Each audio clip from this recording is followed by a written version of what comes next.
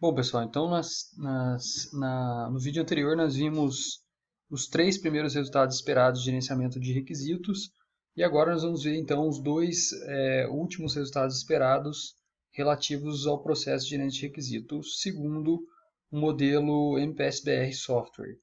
Então, o quarto resultado esperado de gerência de requisitos, ele diz que revisões em planos e produtos de trabalho do projeto são realizados visando a identificar e corrigir inconsistências em relação aos requisitos. Então, o que esse resultado esperado quer dizer? Ele quer dizer o seguinte: durante a execução de um projeto, eu coloquei um processo fictício aqui de cascata, né, um modelo cascata. Então, eu tenho vários artefatos que são gerados no decorrer do desenvolvimento desse software.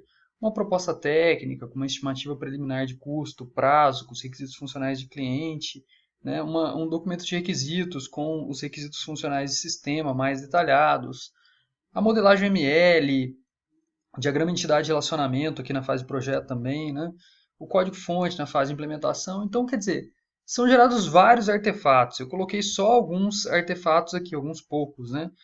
E aí, o que esse resultado esperado questiona é se esses artefatos estão consistentes entre si. Mais especificamente, se os requisitos do projeto estão consistentes com esses artefatos, tá? Então, na prática, na proposta técnica, o que eu olharia? Eu olharia se a estimativa de tamanho do projeto está consistente com a proposta técnica, ou seja, se os requisitos funcionais de cliente previstos na proposta técnica estão sendo estimados na estimativa de tamanho. Se os requisitos da proposta técnica estão presentes no cronograma preliminar, se o cronograma preliminar prevê a implementação deles. E, por fim, se o orçamento preliminar está levando em consideração todos os requisitos funcionais de cliente presentes na proposta técnica. Parece que são questões extremamente óbvias, que todos eles vão estar presentes desses outros artefatos, que esses outros artefatos vão estar condizentes com os requisitos da proposta técnica, né? Se a estimativa de tamanho, de esforço foi compatível com o que está descrito na proposta técnica. Então, essas são algumas questões que a gente avalia, tá?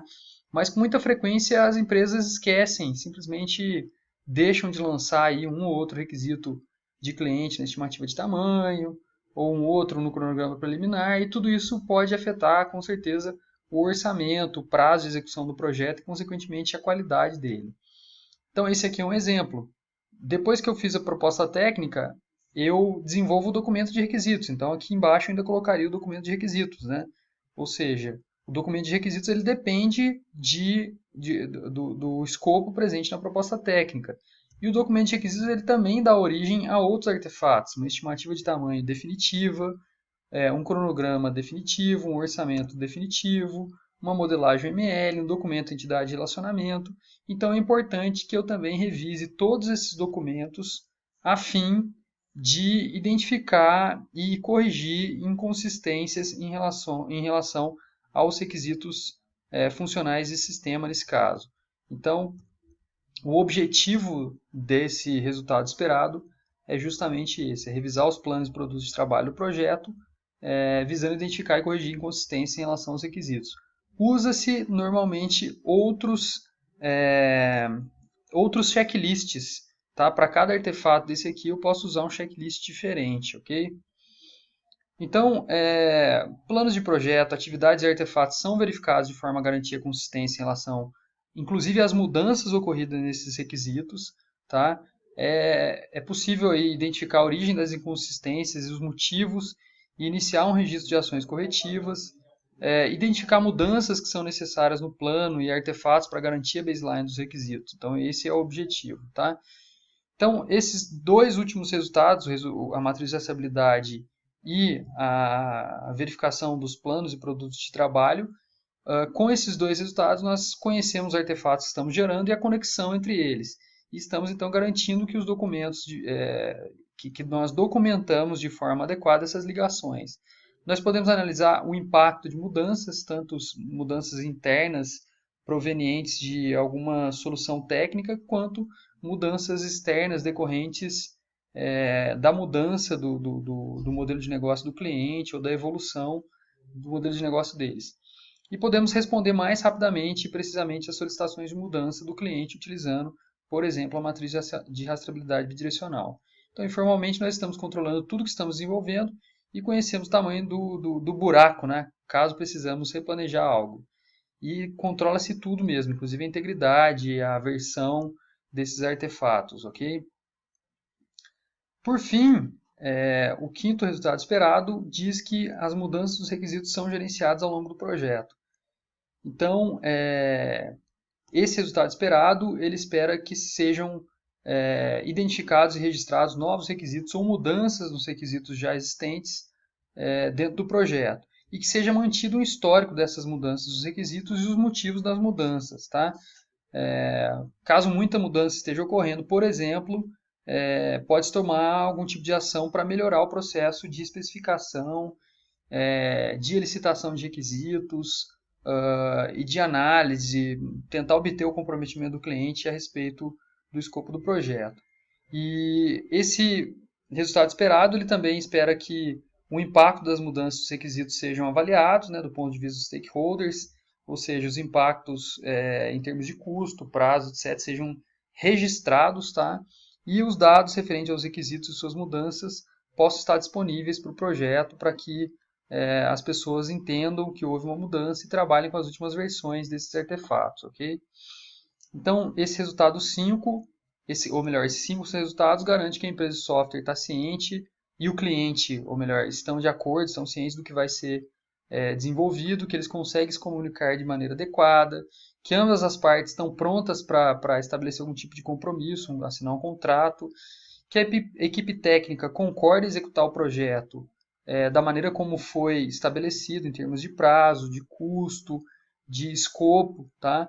Que as mudanças estão sendo gerenciadas de maneira eficiente e eficaz, tá? E que a empresa sabe que vai ser desenvolvido, que o cliente espera que se houver algum problema ele vai ser comunicado, e acredita que se ele quiser alguma outra coisa, se ele quiser aperfeiçoar alguma parte do projeto, ele consegue renegociar e conversar com a empresa desenvolvedora de software, e que a alta direção da empresa confiou então na equipe técnica para fazer o acordo com o cliente, ok? Então, algumas conclusões. Os requisitos normalmente eles definem o que o sistema deve fazer e as restrições quanto às operações e implementação do sistema. Tá? Os requisitos funcionais eles definem os serviços que o sistema deve fornecer, isso é só um resumão, né? Os requisitos não funcionais restringem o sistema que está sendo desenvolvido ou o processo de desenvolvimento como um todo, né? O documento de requisitos ele é a especificação para os clientes, engenheiros e gerentes de projetos para o que deve ser desenvolvido. Tá? Então, nós estudamos um processo de engenharia de requisitos que tinha uma fase de licitação, que envolve a compreensão da aplicação, o problema específico a ser resolvido, as necessidades, limitações organizacionais e as facilidades específicas necessárias para as partes interessadas.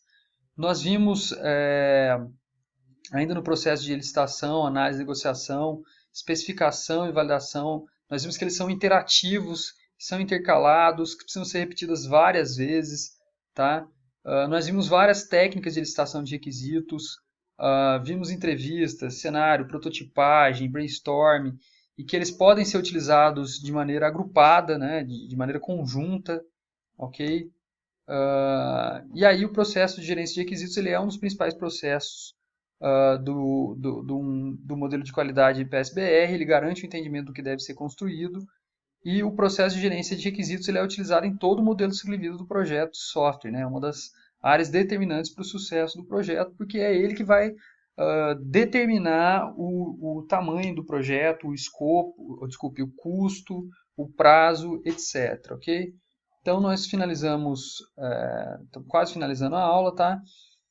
Quando a gerência de requisitos não é bem definida, a gente vai conseguir identificar através de alguns sintomas, por exemplo, alto nível de retrabalho no projeto, requisitos que são aceitos pela equipe a partir de qualquer fonte que eles considerem competente, ou seja, não definiu o fornecedor de requisitos, problemas com requisitos que se arrastam pelo projeto, que nunca acabam, tá? Dificuldade em provar que o produto atende aos requisitos aprovados, ou seja, na fase de validação com o cliente.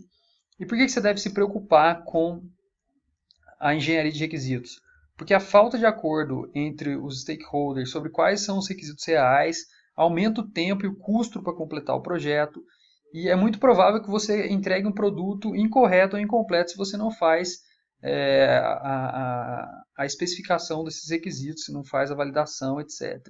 E revisar constantemente as mudanças dos requisitos é um desperdício de recurso bastante visível para o cliente. Se você chega com um requisito implementado que você não validou com o cliente e o cliente discorda do que foi implementado, você tem que refazer isso aí, isso vai gerar mais prazo, mais custos, tanto para você quanto para o cliente. Tá? Então eu gostaria que vocês fizessem agora a revisão da estimativa de tamanho definitiva, do cronograma e da matriz de acessibilidade bidirecional, utilizando, segundo o documento de requisitos, utilizando os checklists que nós colocaremos disponível na página da disciplina. Então, fico por aqui e até logo.